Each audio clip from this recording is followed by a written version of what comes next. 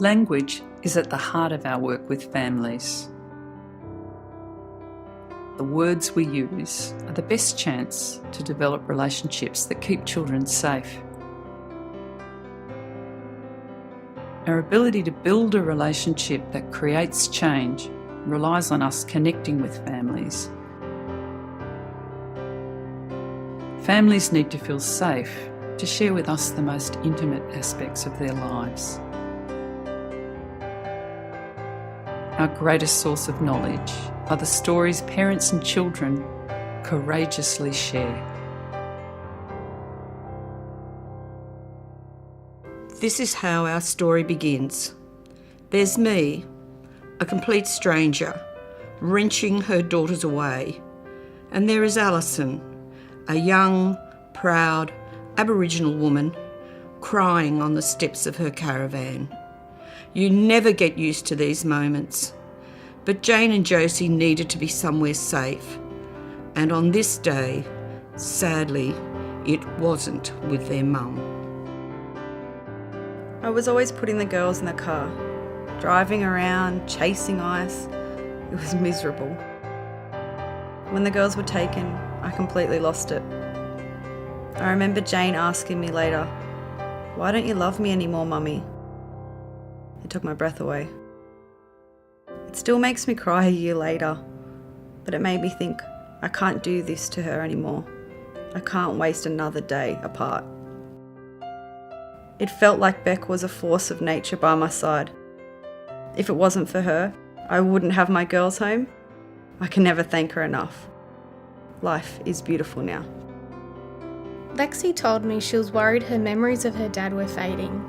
I found out he was in jail and asked him to write Lexi a letter as a gentle way to bring him back into her life.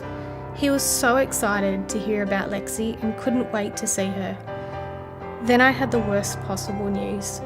Just after he was released, he passed away from a drug overdose.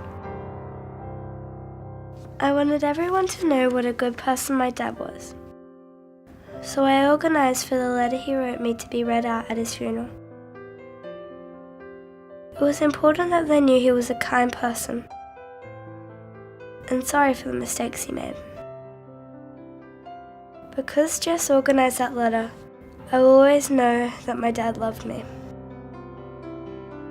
We decided to host the visits on the bank of the Macleay River. It was a special place for the Dunghutti people. I couldn't believe it when 5 carloads of family arrived to join in. They all thanked me for returning their children, and I knew right then and there they would find love and a good home here.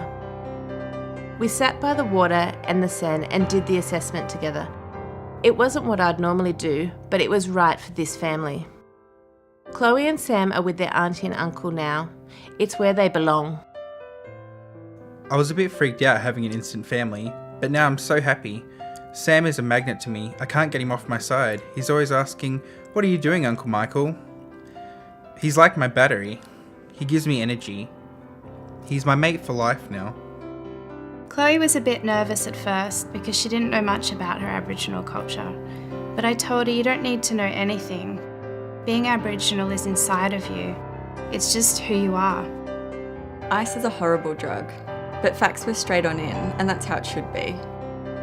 It was good that Jalissa was really persistent. She kept calling me and asking me what I needed, no matter how many times I turned her away. I could see she truly cared about my kids. It wasn't always easy building a relationship with Mirette. She's someone I would call a fierce mama. On the day we met, she asked me straight up, "Are you coming to take my kids?"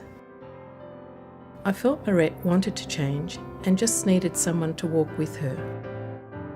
I have this philosophy about holding the space.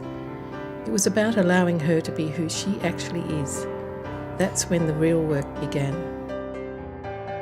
No child should ever have to go to a fax office to say that their mum and dad are using drugs and shouldn't be caring for them. But that's what I had to do. I was only 14. I was scared and confused and needed help. I had a new baby brother about to come into the world. I already worried so much for my other little sister and brother.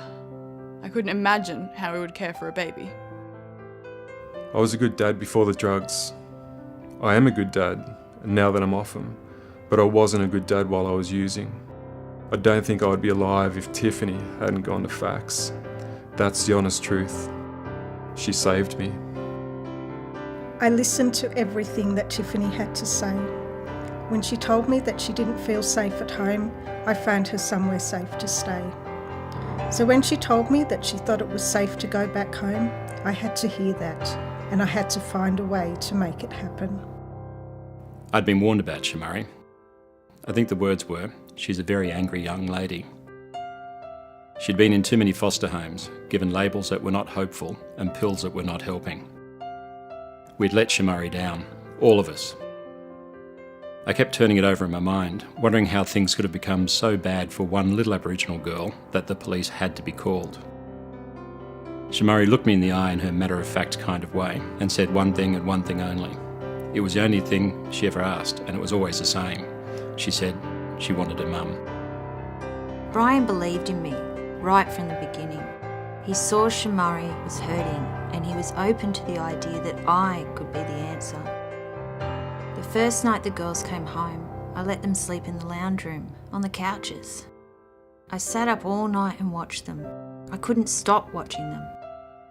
Their beds were ready and made, but we stayed that first night together, the three of us on the couches. It was late when I knocked on Linda's door.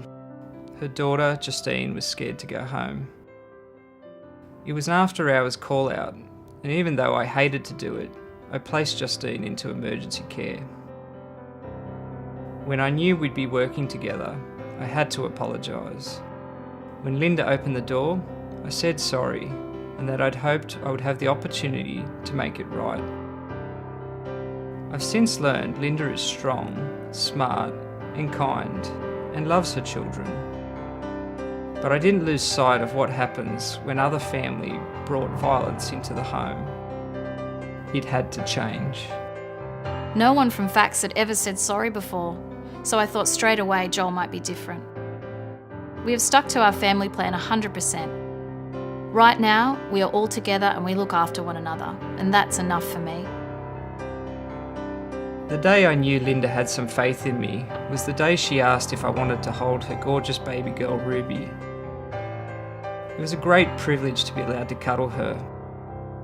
This was definitely the best day of my career. Your voices, your hard work, your skills, your persistence, your patience, your heart on the line, your good practice, shining a light on good practice.